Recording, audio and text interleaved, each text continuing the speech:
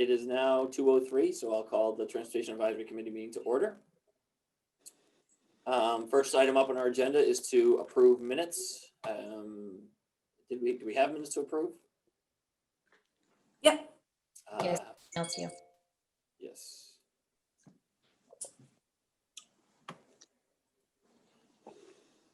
Stephen, sorry.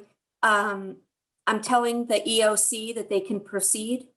Yeah, I texted Tom. I don't think I heard back from him. Okay, no problem. Just got a text about, did you fall off the wagon or pumpkin truck? Yes. Okay. So we have minutes from our last meeting on December 9th. Is there a motion to approve those minutes? Motion to approve. Second. So there's a motion's been made by, was that Phil? Yes. Okay, seconded by Wally. Any comments or revisions to the minutes? Wow, that's crazy. I called the meeting at 2:03 that week as well. If there are no comments or suggestions for the minutes, I will call for a roll call vote. I'll go on the order of my screen. Wally? Aye. Phil? Aye. Aaron? Aye. Steve Dukran? Aye. John Arena? Aye. Kate Hodges? Aye. Kevin Monahan's connecting to us, connecting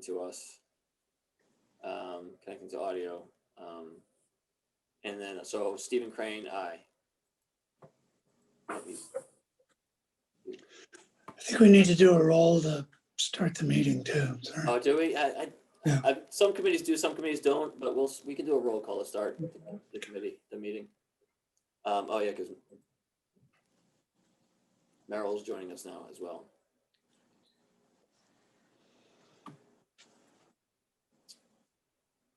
Okay, so we did approve. So I know Merrill and Kevin are. Kevin's trying to get in. Why don't we do?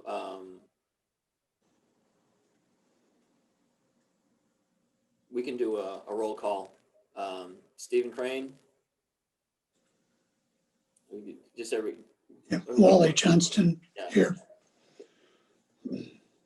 Bill Posner. Glasgow.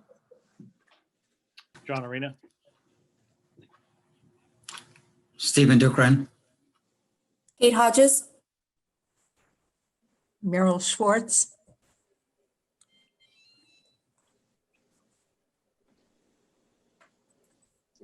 And Kevin, are you there?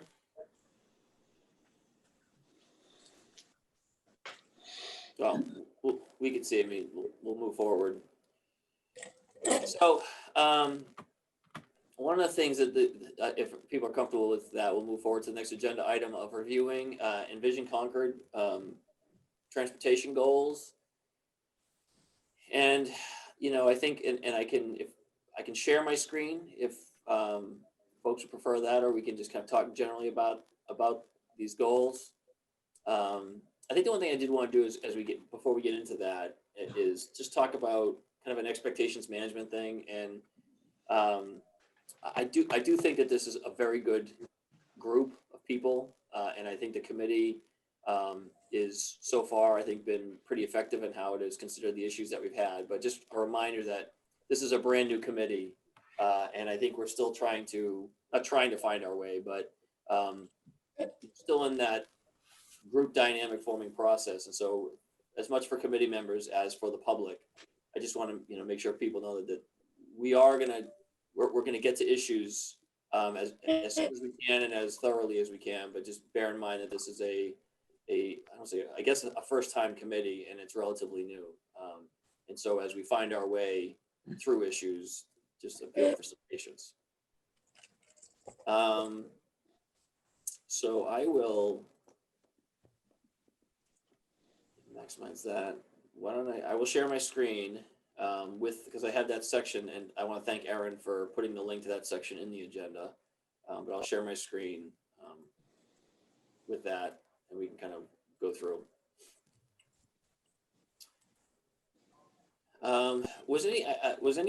Is anybody on this call? Were any of you deeply involved in preparing this section for Envision Concord? Because if you were, I would happily yield the floor to you to kind of walk us through this, because I obviously was not here when this was done. Well, I was on the committee a while ago. There's been a lot of water over the dam since then. I was as a staff person, Stephen. Yeah. I was as the liaison. Okay. So, yeah, I mean, I don't know that I'm prepared to lead this per se. Okay.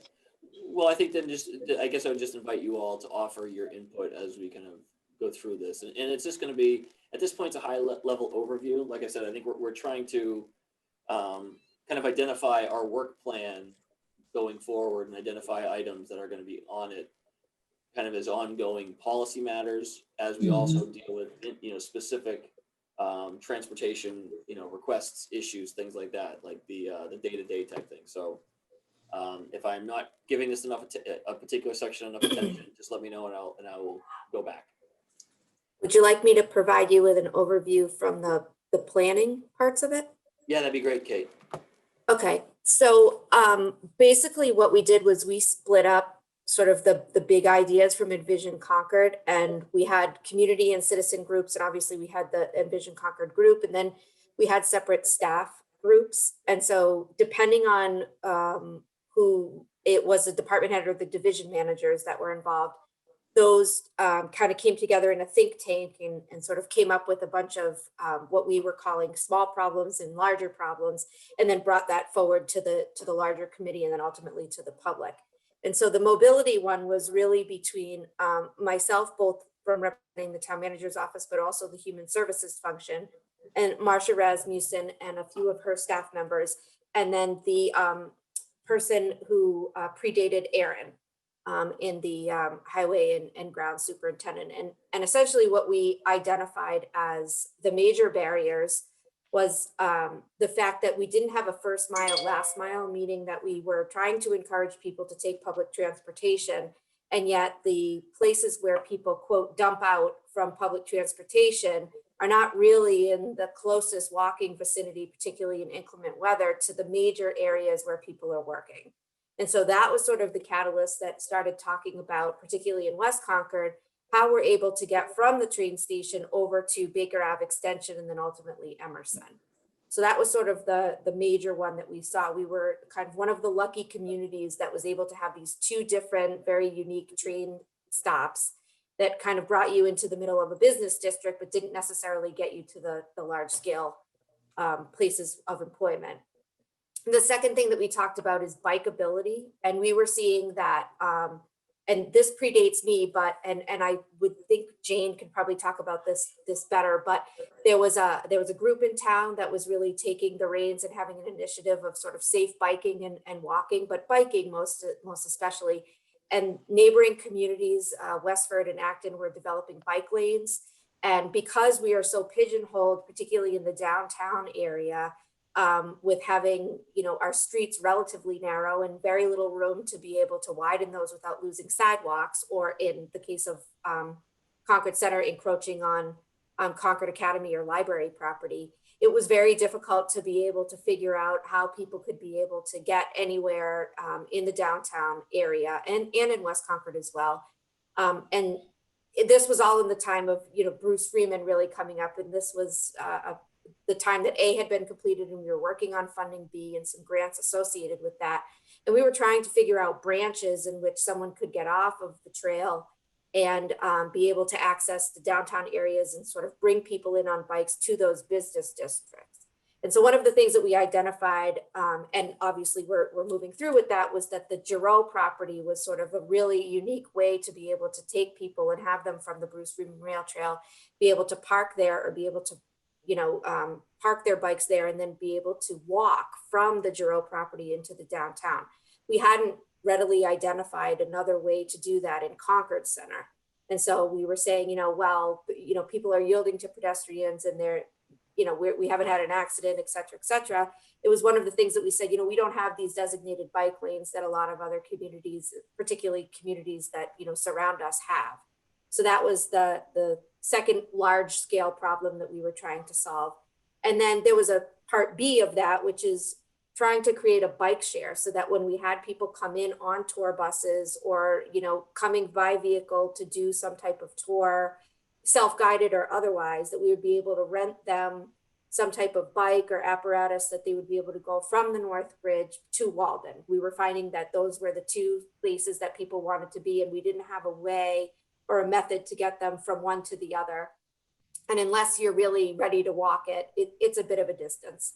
And so that was when we started talking about the Zagster bike share that we had. And obviously Zagster has a child filed for bankruptcy. And so we're sort of working on something else, but that was sort of the catalyst that brought that around.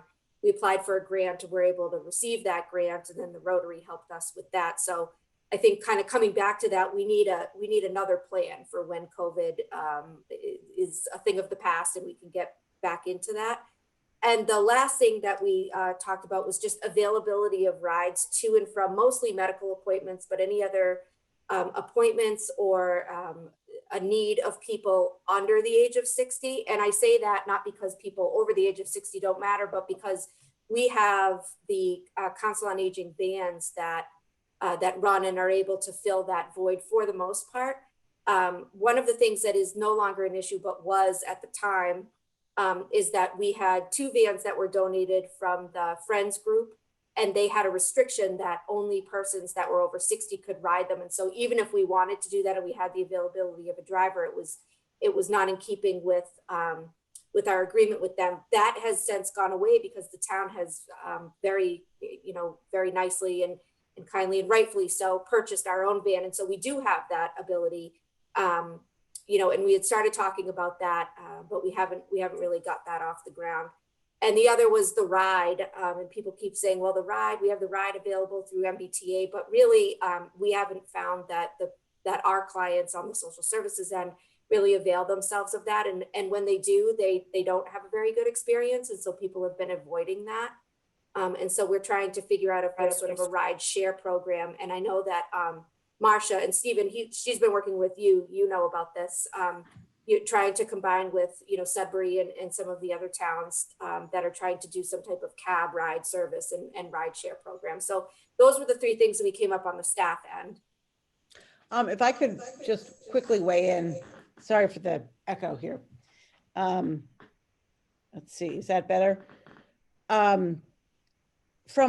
Kate, I think you did a really good job of literally listing all of the multiple options that we had to wade through. And this was just one section.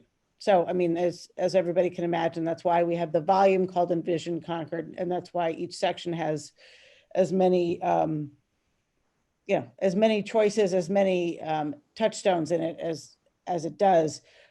But here, I mean, I saw the picture that Stephen opened up with, and interestingly, I was at the West Concord post office this morning to deliver flowers and thank the postal workers. And Dory Kehoe was there, and she is a well-known activist in West Concord, maybe on the phone right now. And she reminded me to please highlight the concerns existing right now at Junction Park. So it's the accumulation of what I would call a wealth of options, because we have the Bruce Freeman Rail Trail on one side from biking, from the bicycle perspective, and we have the Reformatory Branch on the other side of Concord. We have vans from the Council on Aging and a few other pools. We have 2 depots. We have a multiple of transportation options, but we don't have anything that links through or connects all of them. Neither that is connective to all the needs for the disabled population, the aging population, the young population, you name it. The only thing that we have that is accessible to all, well, not necessarily, are roads for cars. And so one of the things that we were challenged with is how do we create other networks in Concord that support our tourism, our national park, our trails, our recreation, as well as commuting alternative transportation wishes, and does it all safely. And that's, that's one of the reasons why Stephen and I wrestled with the formation of the Transportation Committee for so long, because meeting all of the needs of Concord in a way that would be uniquely fitting for Concord is no small challenge. And so you've got a lot of the different departments within the town challenge, who have pieces of this puzzle, but very few who have, there's no one connected blueprint. And I will be the first to say, I'm not sure we achieved a connected blueprint with Envision Concord. I think we came up with a challenge, and that's what we're doing now. So, I wish I had some kind of, end vision, yes, but no vision specifically. I don't think there is a perfect way to do this, but I think we'll find that within Concord, there are ways that satisfy most of us most of the time, and perhaps most importantly, don't disenfranchise any of the folks who are who are already underserved, and increase the safety for all who want to be served. And by that, I mean from pedestrians to bicyclists to hikers, to those who are using their cars regularly, to those who aren't.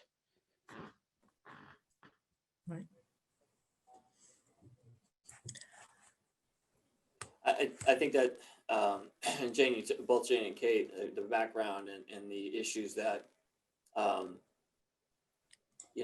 that you're right. It is a struggle at times to kind of, get your head around some of the issues given the complexities of it. In this work, I frequently say, if it was easy, it would have been done already. And I think transportation matters really fit squarely into that category oftentimes, where an issue will come up, whether it's, the crossing on Sudbury Road in Garfield. Like, looking into that, it was more expensive and more complicated than I think people kind of believed on its face. And after going through that, we figured solutions out and were willing to commit to the cost. But that happens a lot where, sometimes you do get an issue raised that is an easy fix, but that is, those are the rarer cases. I think the issues, especially with transportation and transportation networks, where some of the primary components are not really under the town's jurisdiction, causes a lot of it causes a lot of problems that, like I said, are not often easily solvable. And I think one of the beauties of Envision Concord, I thought, was it laid out, I think some reasonable goals, and I'll go back to that.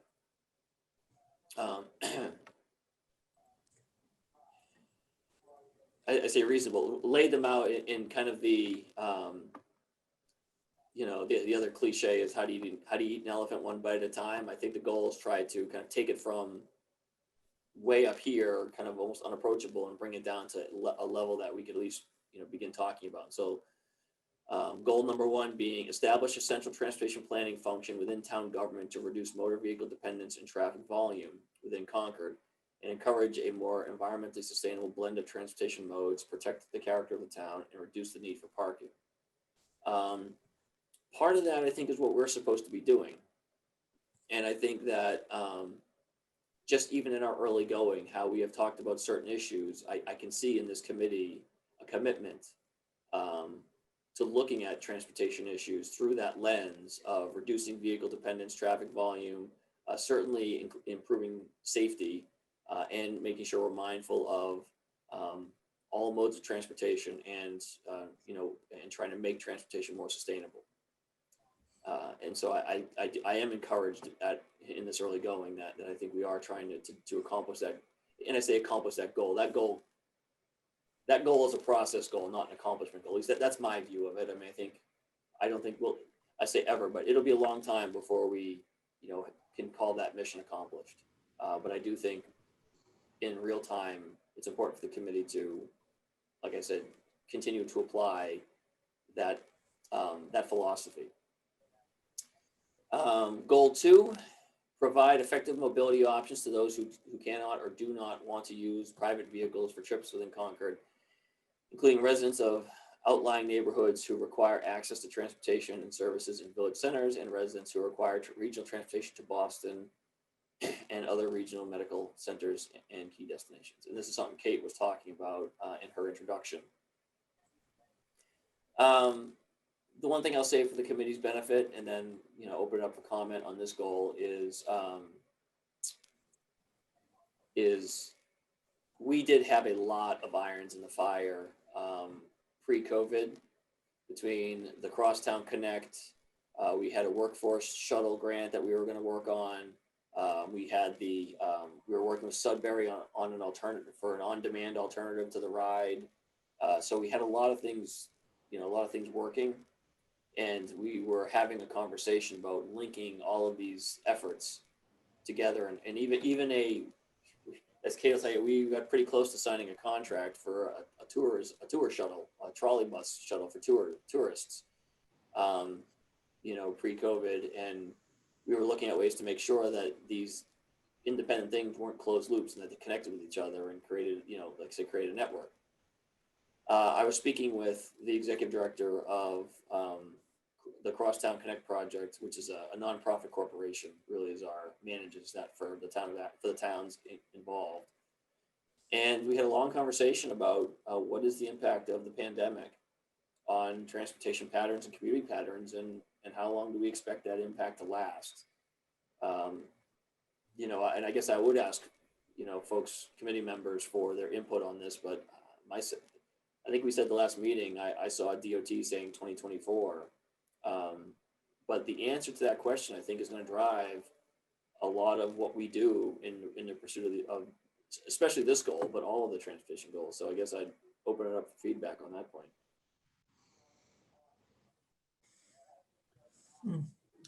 I'll jump in there for a second. As I look at 1 and 2, but then let me back up one step. I think we need to decide as a committee, are we going to address specific issues as they arise and do so within the construct of the requests of Envision Concord, or are we going to, as a committee, review these goals and pick up spots that we can realistically come up with some planning and what's needed to implement those plans that we can ultimately take to the select board and the in-town meeting for funding, which I guess will be the linchpin, so that we can move the needle on some of these capabilities. These aren't just going to happen. I don't think when we were doing Envision Concord that we thought they would just happen. We knew that, this, to implement this sort of thing is non-trivial and will require resources. So I think, if we decide we're going to do this latter piece, I think we've got to figure out how we're going to do that, and whether or not we have enough people on the committee to undertake that effort. And I don't want to presuppose that staff is going to get heavily involved in that piece rather than support the process. So there's a couple of dynamics there that I think we should be thinking about. What's our responsibility? What are our goals? And if they are to, really move this forward, then, that's a piece of work right out of the gate to break these goals down and identify, if you look at 1 and 2, 2 is really a part of 1 in that, we've got to create another way for people to get around if we're going to reduce traffic and use of private vehicles. So the sum of that is a sort of a public awareness thing to get people to think about using sidewalks and, extending the distance they'll walk to do things or ride their bike to do things versus get in the car. And then the other piece is, if we're going to do this, we have to come up with some way to provide transportation. And, having been on the school committee and, John well knows this responsibility. We are a very big district geographically, but dispersed from a population standpoint. And it's a real challenge to get around and pick all the kids up every day. But at least we know who's going and when they're going and when they're coming home. To do this effectively is a whole different animal. So, there's a lot there that we can try to digest, but I do think it is something that bears discussion here to decide what it is we're going to try to do over what time frame. Any other thoughts on that or comments? So to dovetail with what Wally was saying, I want to see if we can get some discussion and maybe consensus about what the role of this committee is going to be with respect to the items in this report and also the items or the action items that Wally is thinking about. So is it our role to, think about things or make suggestions and then ask staff to do things? Or is it our role to actually do things? Well, it's the So, role of So for instance, this morning, and I don't mean to put anybody on the spot, but I put a call into Aaron and I asked Aaron, staff person, if he could get me a copy of a spreadsheet that it may or may not exist in the DPW, in the roads division, which sketches out a 5-year plan for road construction. Now, I'm curious about that. It has to do with how all of these pieces fit together and whether there's any coordination between the roads division and what we're doing. And my call was primarily to satisfy my personal curiosity, but as an action item, somebody's got to be doing stuff like that. Somebody's got to call up the DPW and say, hey, what do you guys got? I also had a conversation with the Board of Public Works chairman, and I said, we're doing this. And he's like, I have no idea what you're doing. So the question becomes, is it up to us as individual members of this committee to do outreach? Do we have a staff person whose job it is, who's going to report back to us? Is it a combination of the two? And then I do have a couple of other specific questions, and then I'll let it go. And that is, there was is a transportation management group, which is a group that apparently exists amongst DPW, CPW, and CPD. And I'm not clear whether it actually functions and meets or not, and whether this is intended to be the successor to that group. So that's the first question. And then the second question is that in looking through these documents, there are references to, for example, the 1994 roads policy, which I discovered had a 2003 update. When I read those documents, I saw a good deal of tension between what was the sort of the ethos of those documents, meaning we need to keep Concord a specific way in terms of its look and feel, versus maybe a different idea of safety and convenience for people in town. So, you know, I think we need to actually look at some of this stuff and see what we think about it. I mean, do we think that the roads need to be pretend rural roads? Because that's my opinion of what they are. I'll be frank. We don't live in a rural community. This is a suburb. Sorry for everybody who thinks it's rural, but it's not. And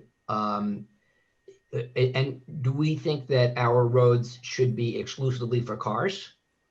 Are they limited access highways, or do they belong to the public? Hey, These Phil, are questions. yeah, I see kind of a rhetorical tangent starting to form here, and I want to kind of, because they are good questions. Once I get on my soapbox, I start to roll, so I'm shutting. Yeah, I've gotten that sense. So, yeah, and you're making good points. I think what I would say very specifically is it is decidedly not the role of individual committee members to be reaching out to staff and asking them for things. The committee is advisory to the town manager predominantly. That is its predominant role. I hope I've demonstrated that even though that is really the predominant thrust of the charge, the town manager and at times the select board, what I really want to do is work as a group and a team to try and figure out solutions to some of the issues we're talking about. But I think we do need to stick to some protocols. And so as a committee member, it's really not appropriate to be doing that. It's really bring it here and say, hey, these documents exist, I think. Can we get copies of them and review them as a group and do that stuff? I think that's how we should be handling this, Phil. Instead of kind of committee members running off and doing, pursuing things that are of interest to them, that may be that should be really done as a group and should be committee agenda items.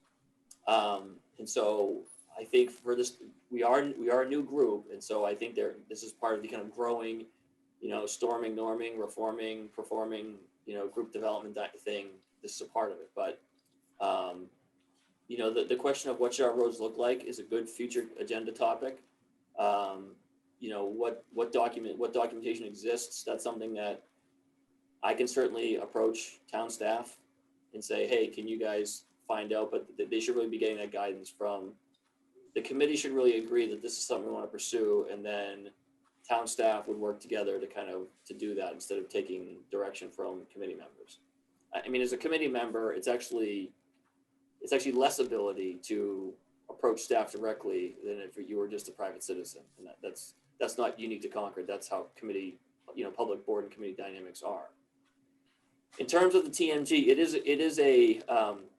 it's a technical group, and some of the members of the TMG are on this committee.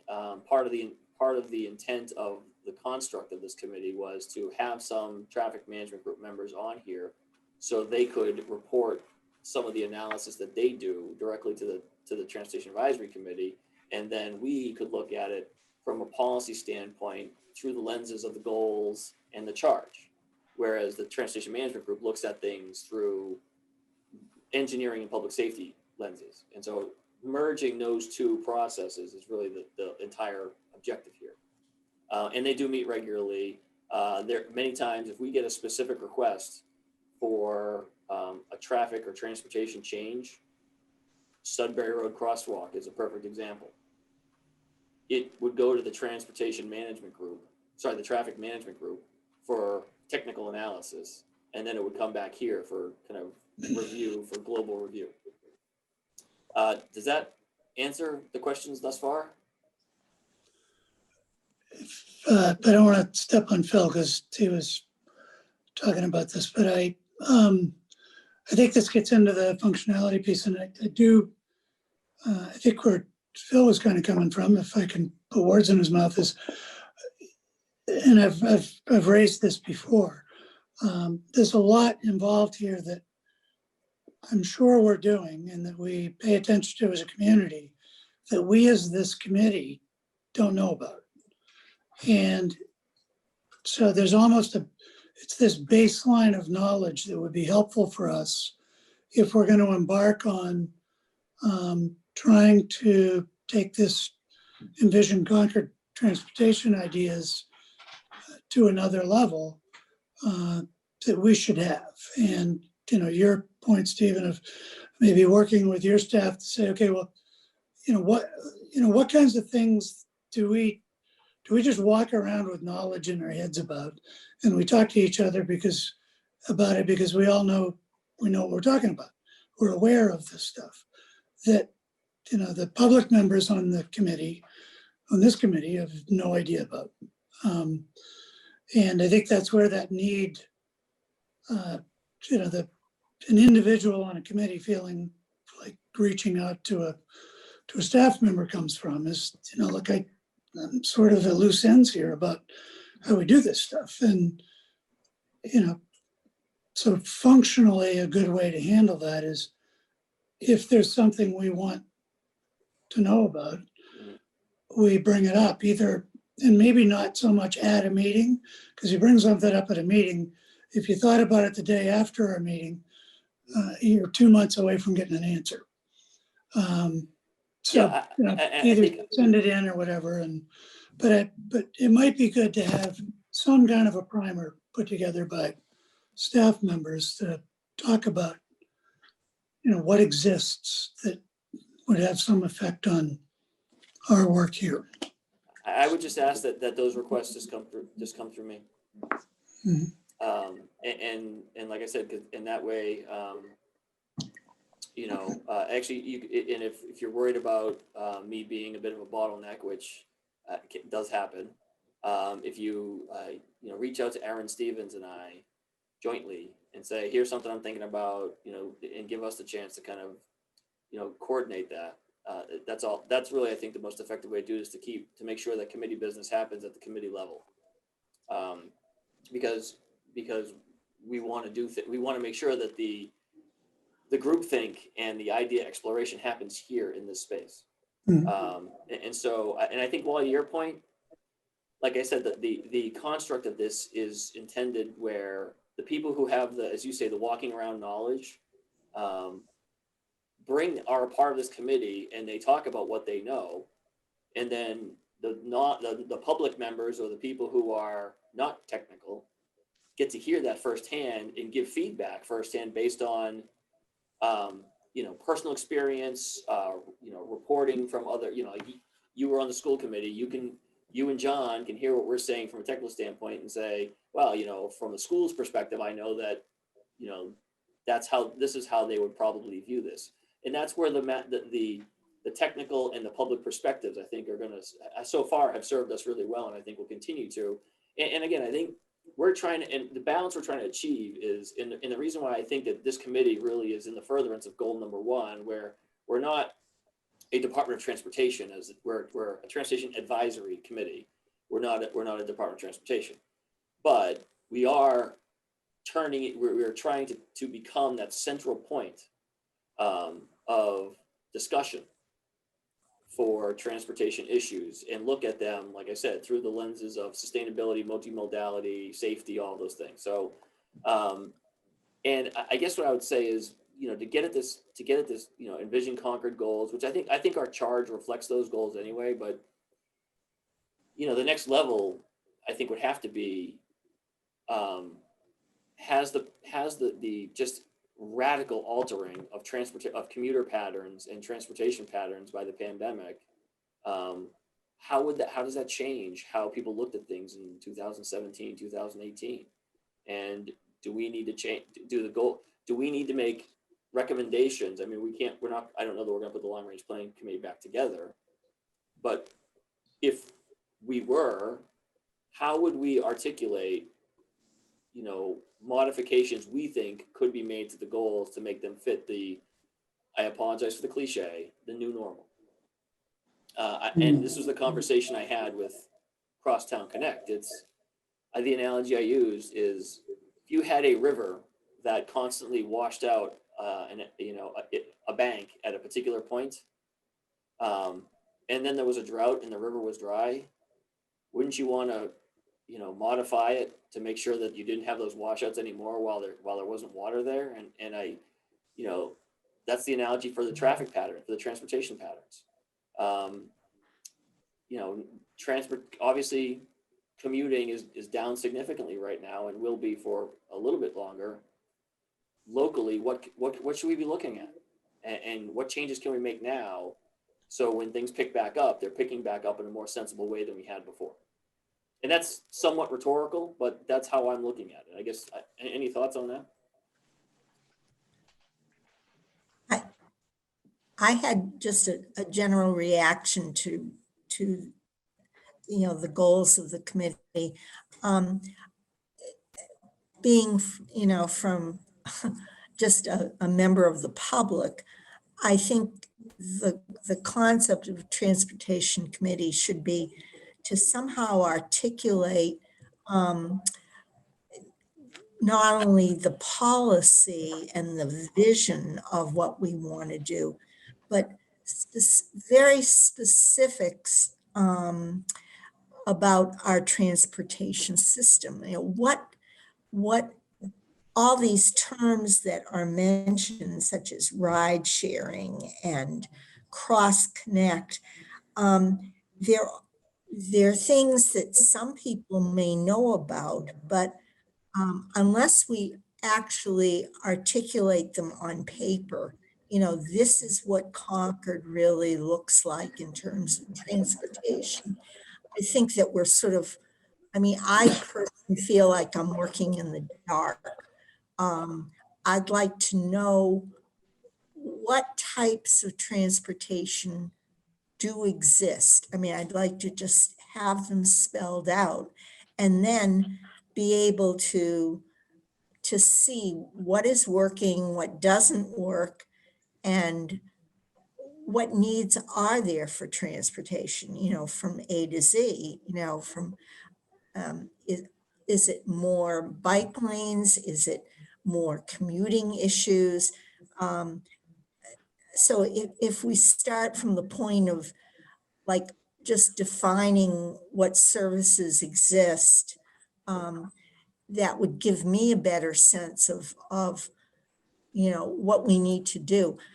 Personally, I think that the coordination of existing resources is really a good place to start. For years, for instance, I found it extremely frustrating that the COA had their own system of transportation and that it wasn't open to the general population. I'd like to see coordination of the resources we already have before we start creating new ideas and new systems.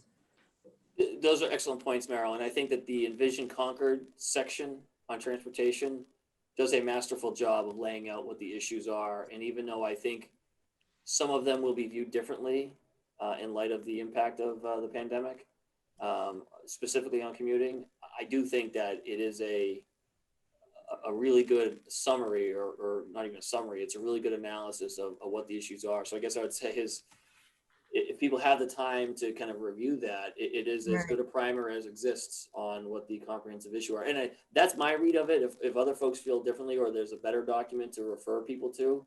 But one of the reasons why I wanted it on the agenda was it really is, it's done a lot of the things I think we felt we needed to do. And so we're really looking to build off of that. Right. I think that's, Stephen, did you want to say something? Do you have your hand up? Oh, yes, if you don't mind. Stephen, I don't have any answers regarding what we can do with the COVID shutdown or slowdown, but I've seen that we're trying to talk about goals for this committee. And then we're examining the 5 goals in Envision Concord. Like Wally was saying earlier, goal 2 is really part of goal 1. And if you read further, 3, 4, and 5 are all somewhat under goal 1. So I think that's the piece we really have to focus on. And if you read it, it talks about establishing a central transportation planning function within town government. And I think that's what I don't know if we're doing that or how we're going to do that. Hmm. That was kind of a question I would have had. Is that something, and this is for you, Stephen, do you envision that first being done by staff? Or is it it's, again, it's not just going to happen. So somebody's got to do it. And if it's this committee, then that can be, we can start to go down a discussion path about how to do that. If it's not this, then what is it? Well,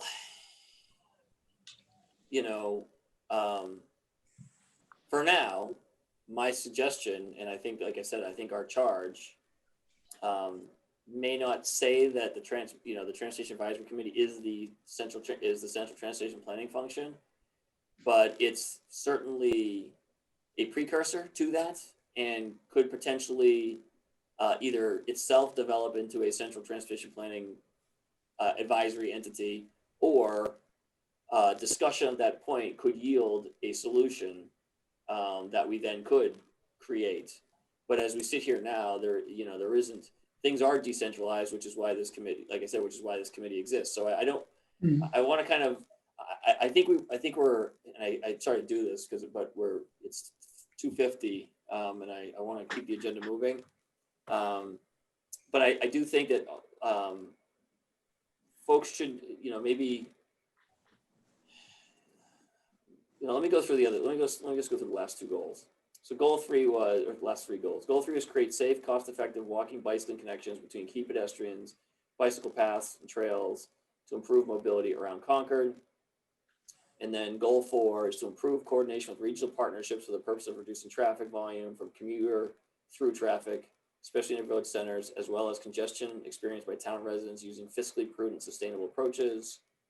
And then the 5th is develop an approach to parking that balances the principles of sustainability with the town's economic goals. The approach should include managing existing parking spaces and considering providing parking options for residential community visitors outside of the village centers. So one of the things that I think is a future topic is, what are we doing on these goals already? And the other thing I think the committee members and the public need to be aware of is these goals were developed with almost an entirely different cast of town staff characters. So I'm so grateful for Kate's institutional knowledge on what went into that plan, but Steve is new, Aaron is new, I'm new, and so there's a bit of a transition related to that as well, that makes kind of picking up where Envision left off and running is a bit of a challenge, which is why we're gonna, I think, grow together in our approach to this. So I guess what I'd like to ask the committee is to just, let's pause on the discussion of the goals, because I do want to get to the next agenda item of bicycling subcommittee.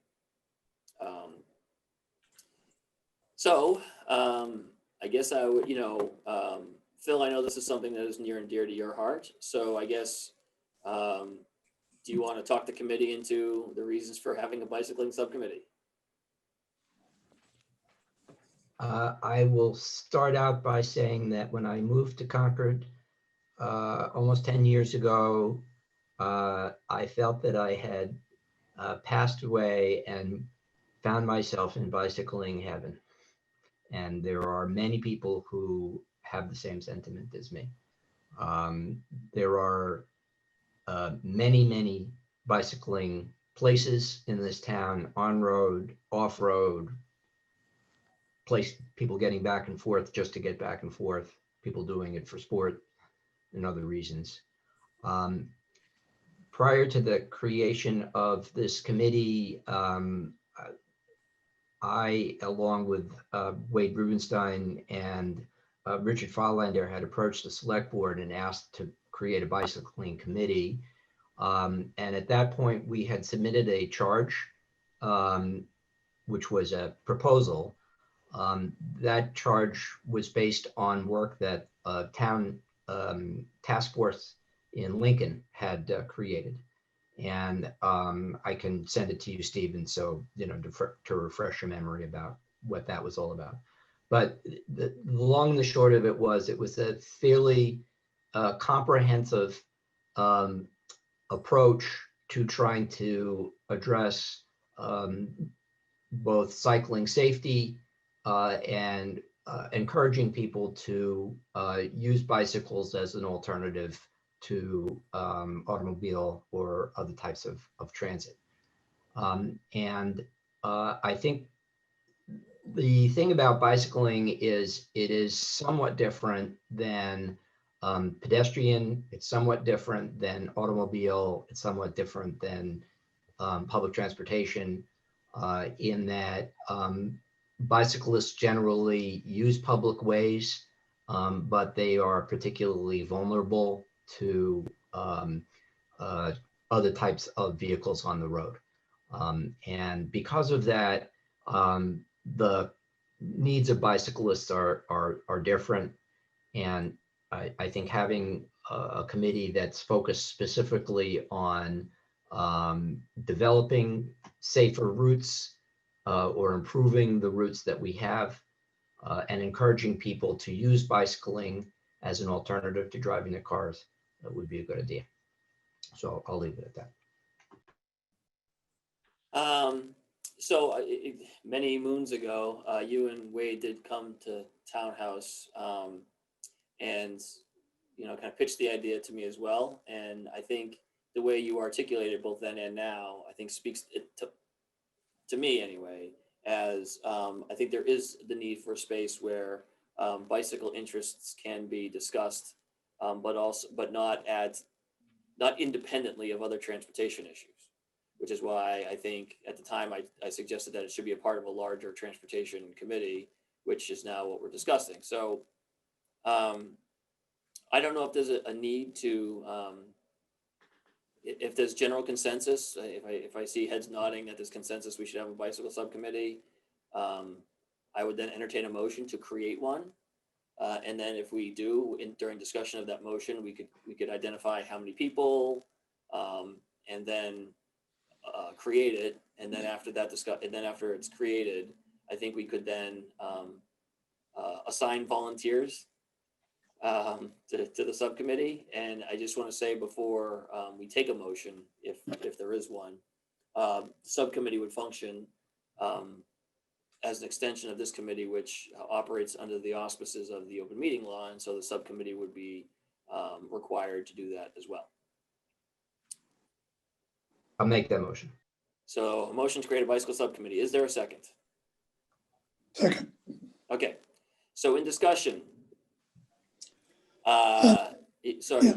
Go ahead. Go Well, I guess the first thing I want to nail down is 1, 2, 3, 4, 5, 6, 7, 8, 9, 10 members. I don't know if 3 makes sense. That just kind of popped it to my mind. Seemed like a good start. What do you think, Phil? I think that would be fine, but we should also include, if we're going to have a subcommittee, sort of as an ex officio member or an actual member, somebody from the Bruce Freeman Rail Trail Committee, and maybe somebody who represents another constituency that might use bicycling pretty regularly. And I'd certainly like to have a member, if it's possible, of the police department and public works, again, as ex officio members, so that they could be aware and be notified. I think I guess what I'd say is the subcommittee has to be comprised of members of this committee. That said, I think as the subcommittee conducts itself, it absolutely should get input from other stakeholders who are invested in cycling, but strictly from a structural standpoint, it has to be members of this committee. Stephen, may I ask Tanya, we're not doing public I'm comments right now. asking a question about, We're just in discussion on the motion. Can we wait, please? Thank you. And like I said, that statement is only structural open meeting law stuff, not we don't want to hear from Bruce Freeman Rail Trail. So, No, I'm sorry, per open meeting law, you can have other people join the subcommittee, and that's exactly what I was going to say. It is still a subcommittee of this committee, and I appreciate that the meetings will be open, but it can have other members Tanya, outside. I mean, that's not an open meeting law I'd requirement. like to have, excuse me, Ty, I'd like to have the committee continue the discussion about the. Yes, but I you made appreciate a feedback. false statement, that's why. Thank you. So I guess I think then fine, call it a preference to have the members of the subcommittee be members of this committee. So when we do have subcommittee report backs, it's all kind of contained, but certainly we should kind of, I think it makes sense to do it that way, but we should be getting feedback from others. So I guess I'd go back to the point of how many on the subcommittee? Is 3 too many, too few? I'll go with whatever Wally says. Is there any chance I could just ask a clarifying question? Yes, there is a What chance of kind- that. Thank you. What kind of background are you looking for these members? Are you looking to get sort of a multi-generational? Are you looking for people who are active bikers? I mean, I understand the desire to get some outside perspective, and I would say, just representing the rec department, that it would be very important, I think, to involve both Andy Dutton, who's the BD general manager, and Ryan Kane, who's the recreation director, because I know that, you know, as Stephen said, the changes in transportation, there's also been quite a few changes in the way people exercise. And so many of the spin classes that used to be widely popular are now spin classes outdoors or trips and things like that. So they do have a vested interest, although not on this particular committee. But if you could just provide some background of sort of what are the characteristics you're looking for that you think will be useful, I think it might be helpful, at least for me. Well, I think in terms of the subcommittee, I did have some specific thoughts of who I thought would be a good fit for the 3 spaces, for the 3 places, for a variety of reasons. But I think like I said, I think as the subcommittee decides, you know, what are agenda items and who do they want to talk to, I think you're right. I think there are areas, there are people who maybe you wouldn't normally think of. Like I know I wasn't really thinking about BD Center as like a cycling stakeholder, but you're right, they are. So I did have, I mean, Kevin Monahan, or Lieutenant Monahan from our police department, I think is our department authority on cycling rules and regulations and you know, in the interface with, you know, traffic. And so I think he could be a good fit. Obviously, Phil, I am assuming that you're going to want to be a part of this as well. And then, you know, in terms of if there's someone else who really wants to be on it, I'm open to suggestions, volunteering. I mean, there's a hook for anybody in here. I mean, I think safe routes to school is a big part of you know, cycling analysis. And so I don't want to put John Arena on the spot, but that's something that maybe he'd be interested in. Certainly the road network, Aaron and Steve could be interested in. So I guess, you know, there's anybody on this screen who's going to be a part of this brings a lot to the table. And so that's why I'm comfortable with any 3 really. But let's get to, so we have a subcommittee. I think there's consensus that there's 3 is the number. We can expand it to 4 if we want, but let's keep it 3 for now. So you don't have, so if they vote on things, there's not a tie.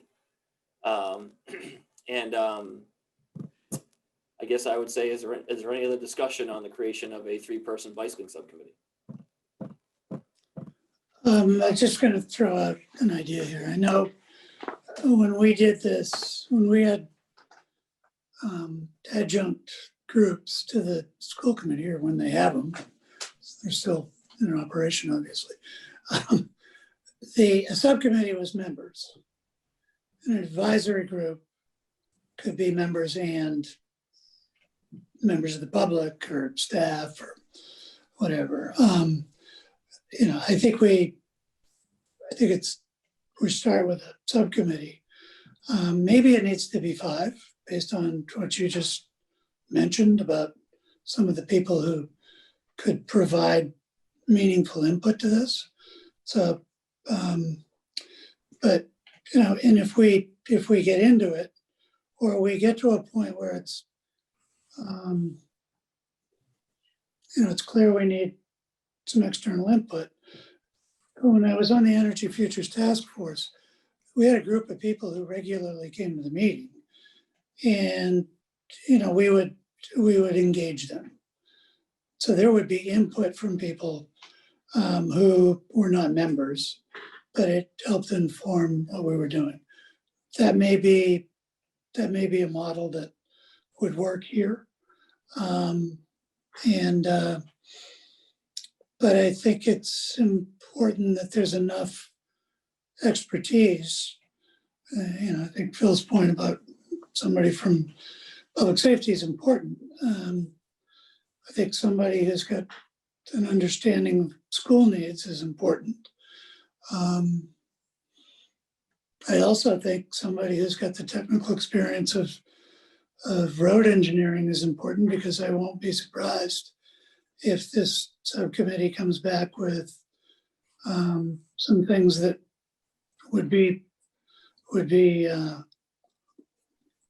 construction projects. So, you know, that's Mhm. kind of a comment. And to your point about Mhm. the pandemic, you know, I think it's anybody's guess if we ever get back to the mess we had before the pandemic. So let's hold that thought, Wally, because let's close this item out, because we're still debating a motion, and Mhm. let's come back to that. So I guess, is there any other discussion on the motion to create a bicycling subcommittee? Okay, so I will take a roll call vote. Wally, Aye. Phil, Aye. Steve, Aye. Merrill, Aye. John.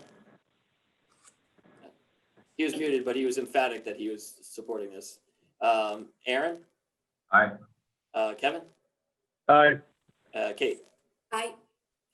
All right, so unanimously approved. I guess what I'd say then is, so if I could, I've been thinking about this for obviously a few days since I put it on the agenda. So if the board would indulge me sharing my thoughts, I do think, and I haven't, you know, I'm going to apologize in advance for kind of, you know, throwing people into it, but I do think Phil and Kevin and John, I think would be a good starting point for this subcommittee. And I think in terms of your view on like Aaron and Steve's role, I think what the three of them are going to do is really identify issues, get input from stakeholders, and kind of give their 3-person analysis of what the issues are, and then bring them back to this committee to sort through. And that would turn into, why don't we have the engineering group look at this? Or, you know, is there an issue with this road that can be adjusted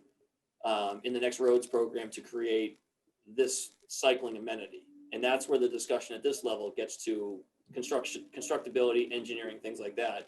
I think the subcommittee would get bogged down if we did it at that level. So, but I just think and Phil, you know, I know you have a vision for this as well, but at the subcommittee level, if it doesn't enhance,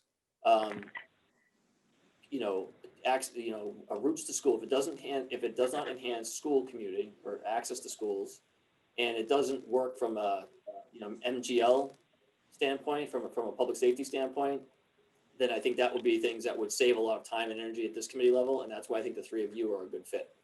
How do we feel? Phil, go ahead. So that's all a good start. And just make a quick request that you and I talk afterwards, or all of us talk, so that we can address the open meeting law and public records law and that kind of stuff. So it can be handled, because, you know, the good thing about this committee from my perspective is you guys are handling the posting of the notices and all that stuff. And we can continue to do that. Phil, sorry to interrupt you. I think just to short circuit that, Okay, I think we will continue to do that. We can continue to set up the Zoom links and stuff like that. All I would say is, right. I don't see this as a committee that meets every week. Yeah, no, I understand. But, you know, I think given all of the commentary recently, I think we ought to be mindful of the requirements. And thank you for making that offer because it really helps. Yeah.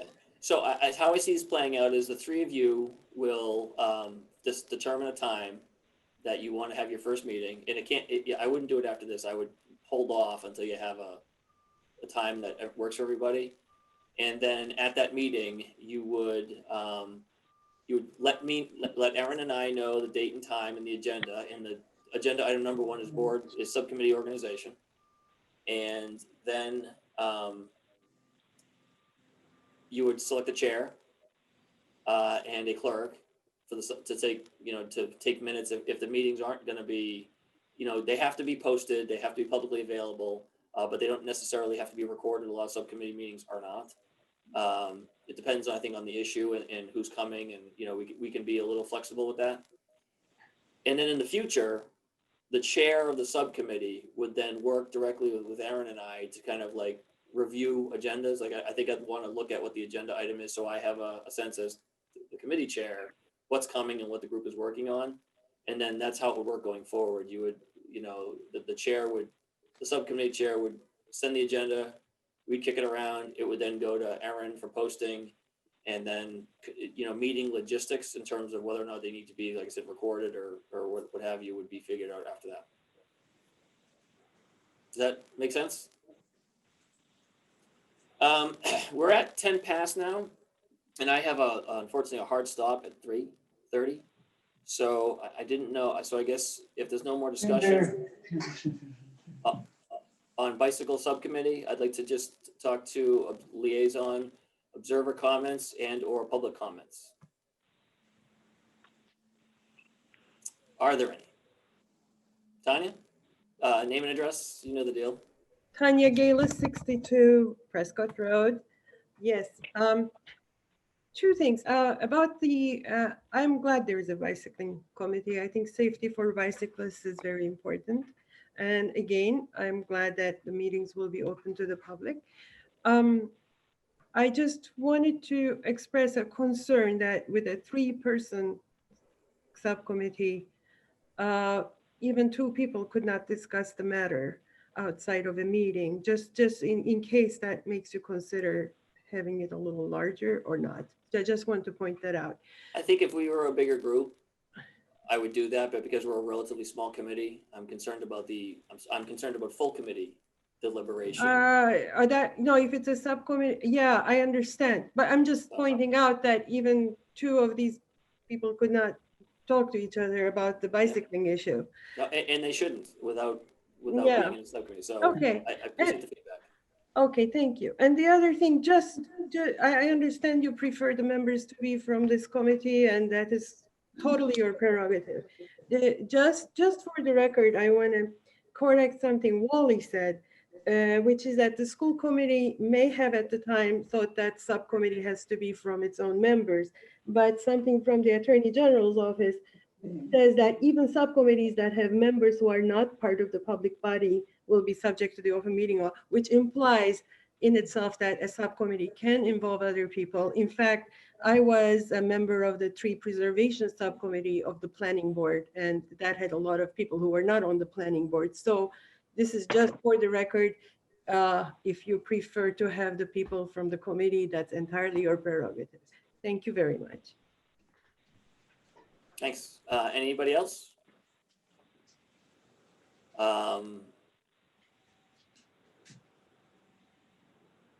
Nat, are you looking to jump in here? Do my unmuting. Thank you. Nat Welch, 141 Stowe Street, Concord.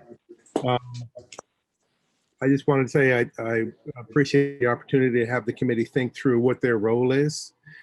It's a big, hairy mess. It feels that you guys are trying to work on. So I think asking the question of what is our role, I think is very good. My second comment is maybe thinking about what are the problems you'd like to try and address first. You have the Envision Goals 2030, but also in terms of actually doing things, much like Phyllis suggests, the specific areas around biking, there may be a list of easy, kind of low-hanging fruit problems that the Transportation Advisory Committee could tackle and move forward. And then to your point, Steve, that most of the people who came up with Envision 2030 are no longer around. I guess one question I would have is, what does the committee think about the applicability of those goals 3 years on? Are they still relevant? Do they need to be tweaked a bit, et cetera? So those are my 3 points, and thank you very much for being there.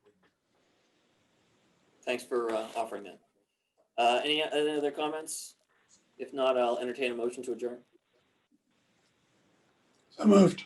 So moved. Okay. Second. Seconded. Okay. Wally? Aye. Everybody's moved around. Phil? Aye. Steve? Aye. Merrill? Aye. Kevin? Aye. Kate? John? Aye. Aaron? Aye. And Stephen Crane, aye. Good session. Like I said, I think we're moving along well. So thanks, everybody. We'll see it. We'll send out a note about the next meeting. Thanks. Thank you.